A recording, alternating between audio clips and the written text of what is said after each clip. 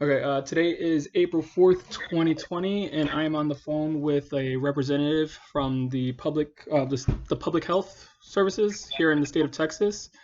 Um, she wants to stay anonymous, so I'm not going to give her name out or anything. Um, but thank you, ma'am, for for letting me interview you today. I guess No essentially problem. my first question it would be like, do you consider your work to be essential for during this crisis? Yes. Okay, and I know that you work for the state of Texas, for public health, and Mhm. what exactly do you do, if you don't mind me asking? But I work in a department where we are to ensure of all of these business complying with the rules and regulations as far as health and food services. Okay, cool. And I guess with that, I know like since this pandemic has started or hit us in March, have any of the businesses that you've seen have they obtained those regulations? No, No. no, they haven't. Like, what are some examples that they haven't? Well, as far as some of the small businesses have tried to comply with the rules and regulations as far as like trying to avoid people to people contact and having everybody at a social distance compared to these bigger chains like Walmart and HEB. You know, some of the HEBs are actually doing great jobs, but some can't speak for the whole company itself. Mhm. And some of them are doing great because based on the people that are managing that store are very particular as far as keeping their employee safety and having and a safe route for anybody going shopping there at their store to ensure everybody is calm, safe, not to go too crazy while doing it at their store. And as far as like the large chain, like unfortunately, like Walmart, you know, people are not complying with anything there at all. Okay. Well, Okay. I guess with that, are you as the Department like of Health Services, the Department of Public Health Services, are you guys like citing anybody because of not keeping social distancing or not keeping essentially not obtaining to the regulations that have been put in place, or is that just like law enforcement that's doing it?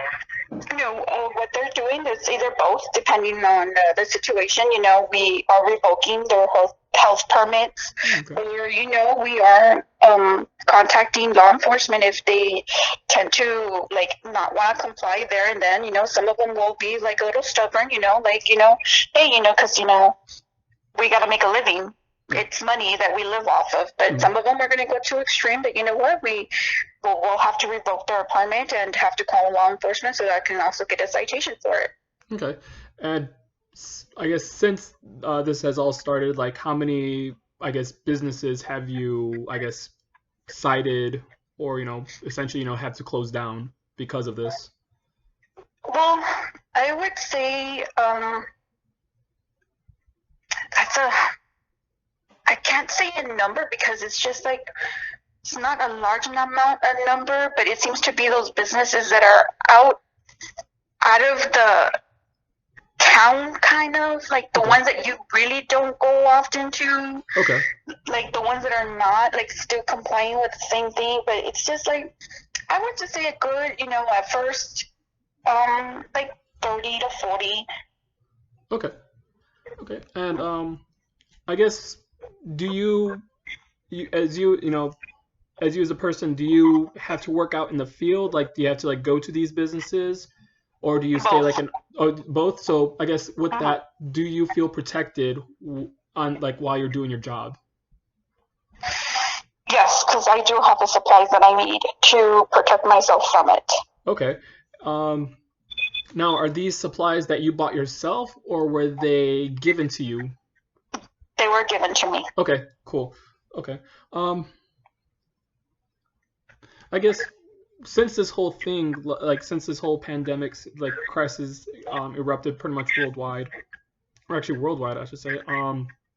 How, for you as a person, how has this crisis affected you? Well, it has affected me because this is not just only like a lot of people are seeing it as like, oh, you know what, it's just like a flu.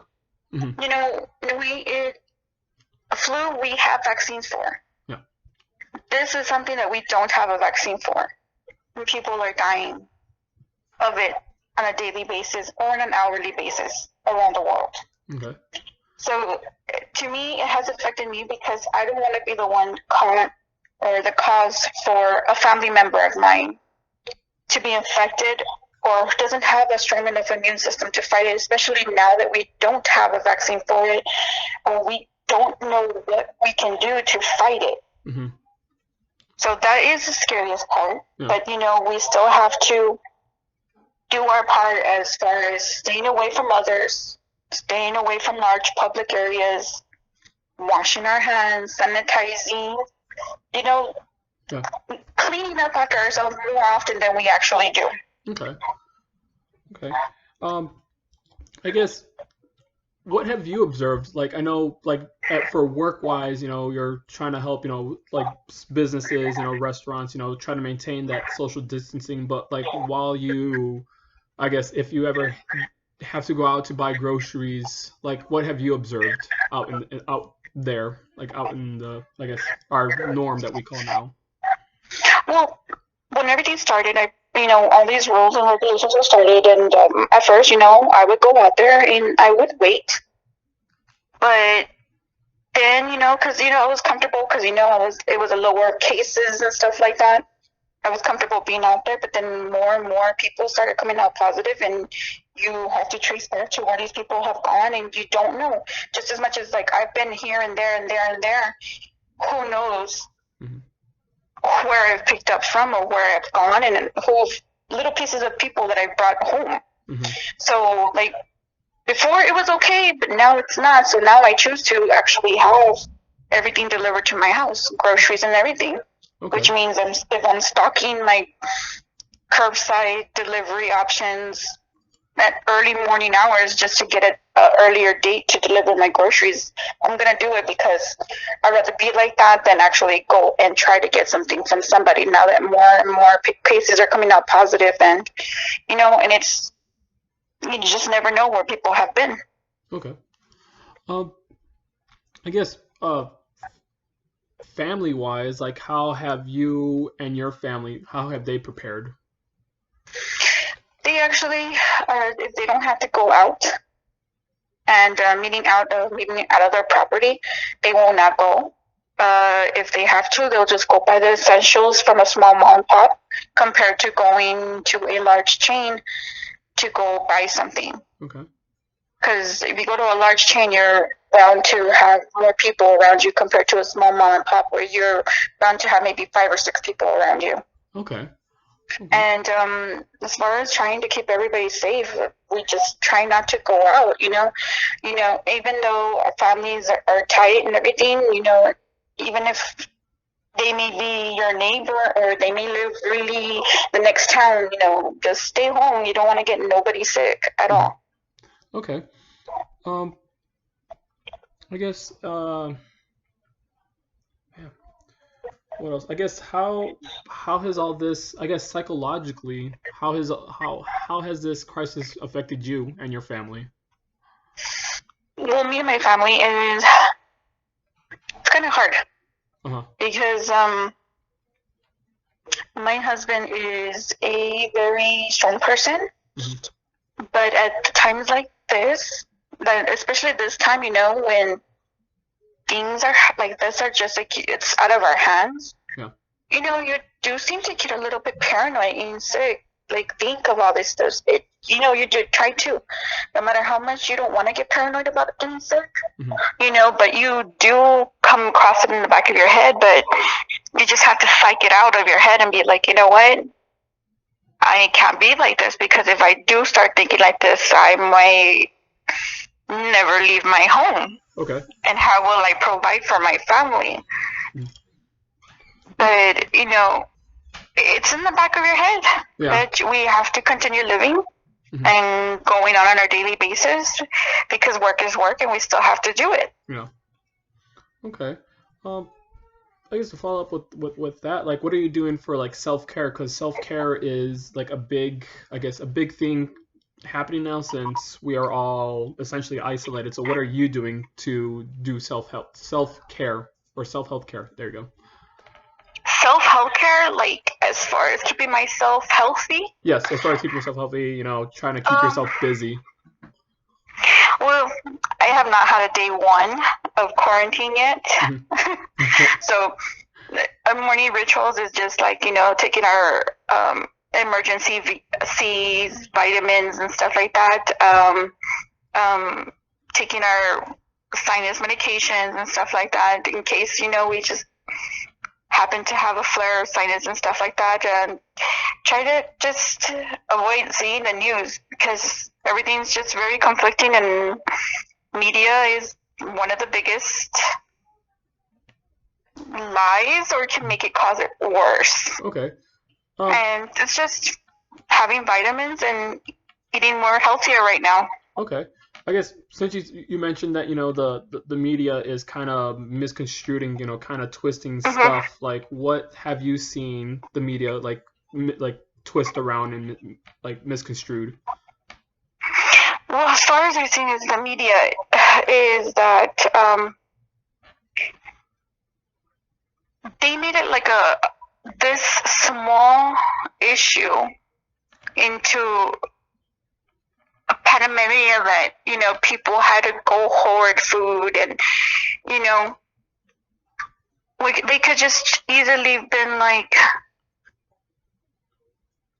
I don't know, it's just like they don't have to report all they should just report all the facts instead of reporting just what they know.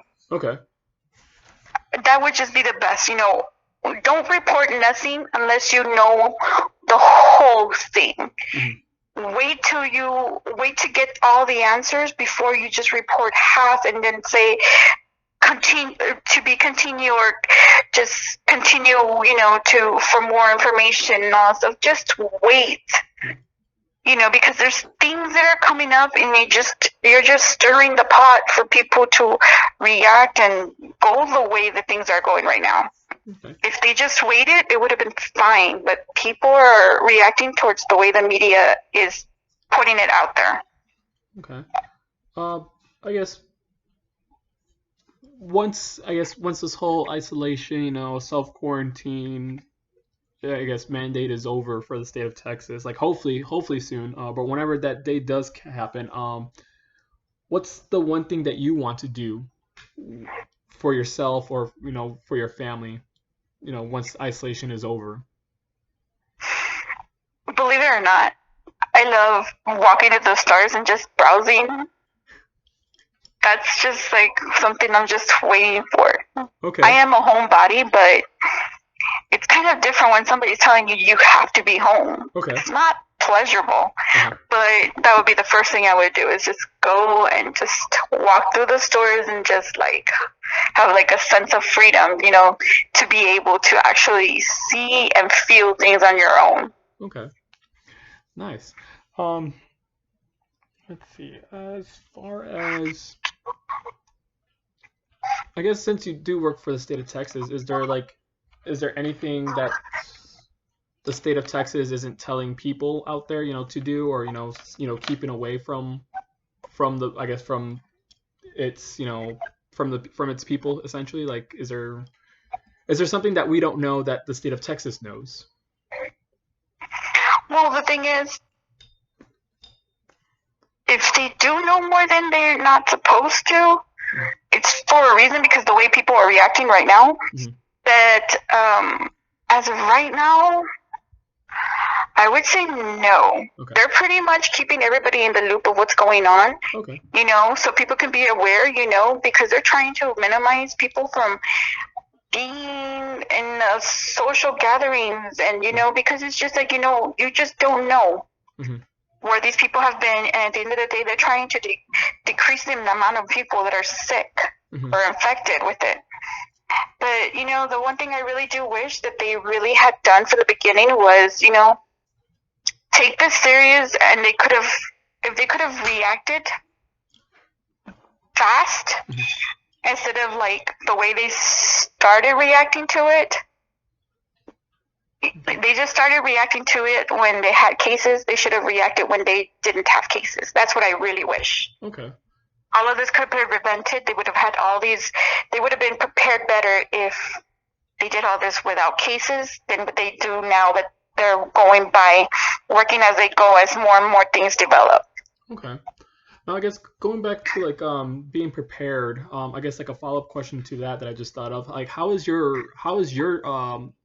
department, the public health department, how are they preparing themselves? Well, we are trying to isolate ourselves as far as amount of people that are coming in and out of our building. And the only thing is that we've been open and we've been in contact with people since all of this has been going on. Okay. We are supplied with sanitizing, Lysol, and everything like that, just like everybody else. People may think that we are full of supplies. We are not. We are also, we're also lacking supplies as well in some departments. Some of us are already running out of Lysol and hand sanitizing, and soap and stuff like that. But it's just, we're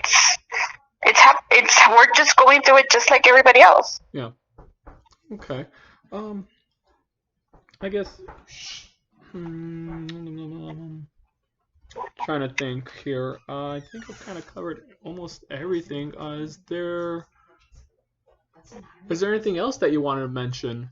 Since you do, like, as far as you observing people, as anywhere, say Texas, anything. My advice to people would be just like people like I'm seeing both ends. I'm seeing because of where I work and where I'm seeing from social media, from friends' posts, from people posting things on social media, videos, everything. I'm like, people, this is serious. Okay. People just need to stop acting like it's not serious and actually start being responsible, because there's these people that have children and they're exposing their children to these things that they can get really sick from. Yeah. And the kids have a very low immune system, and it's harder for a child than for an adult. We've already been through all these kind of illnesses, and I just can't bear to see people out there with their children out in the public with this going on, and people need to start taking it serious and just stay home. Yeah.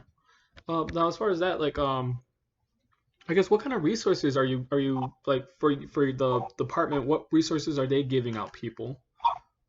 Well, they actually have been donating masks, gloves, all around locations to the police departments, clinics, and stuff like that. We've been doing that. They've actually ordered more supplies and stuff like that. Like I said, some of our supplies are running low, very minimum, where it comes down to where we have to sign off, like, we got our own bottle of sanitizer, or we got our own bottle of Lysol. That's how far is that we're being very limited on items, but as far as things are coming in, we are giving them to people out there that are helping us, also trying to enforce these stay-at-home shelter rules, like the law enforcement and those other clinics, or like these people that are the hospitals and stuff. Yeah. So that's the best part of it, is that people don't have seen that we are helping other people out with these supplies that we have as well. Okay. Now, I guess this is more of like an opinion question. Since you do work for the state of Texas, like, what do you think about the response time that it took for the state of Texas to implement all this stuff? So I guess implement all these mandates. I think they actually took a little bit longer than they should have. Mm-hmm. I think they should have just enforced all of these rules, shelter at home, immediately. Yeah. When cases started showing up, because if that's stopping the spread of socializing and everything, is the actual to maintaining it, they should have done all this a long time ago. Okay. Nice. Okay. I guess those are all the questions that I have for right now, but if I do ever come, if I do have more questions, would I be able to contact you, via phone to keep your identity closed? Sure. Okay, cool. Thank you so much for, letting me interview you.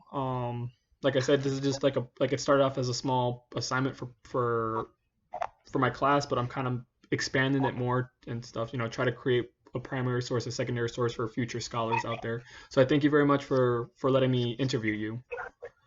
No problem. Thank you so much Awesome. for having me. All right, thank you. All right.